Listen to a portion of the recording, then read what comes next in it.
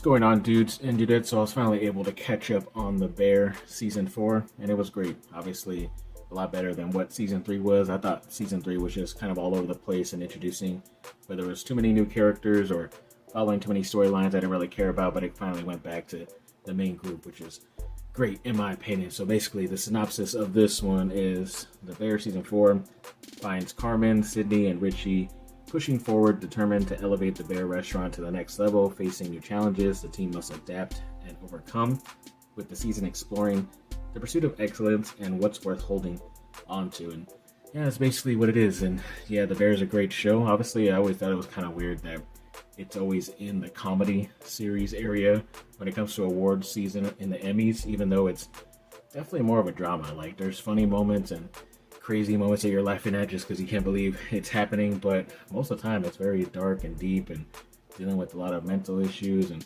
you know, your family having, you know, certain issues like that that might affect you as well. So you're going through all that trauma, family trauma and all that stuff. So I always thought it was weird, but it helps them in a way because they kept winning, especially the last season. They won quite a bit, which I thought was kind of their weakest season, even though this I think is the rated worst on Rotten Tomatoes at like 84 or something, 85%, whatever it was. I think the season before was like 86, so everything else has been like 90 and above when it comes to ratings and stuff. If you care about that, I don't really care. I just know what I see and what I like, and I definitely love this show. And like I said, yes, I focus on more of the characters that were in the store, in the restaurant working, and even it didn't even go off and do like separate stories like how it did, where you kind of just had almost like a separate episode for a character here and there. It kind of just sprinkled them in, nothing too crazy, but focus on the main characters of Carmen, Sydney, and Richie, which I thought was beautiful and great. So definitely hope that next season will be great. And like I said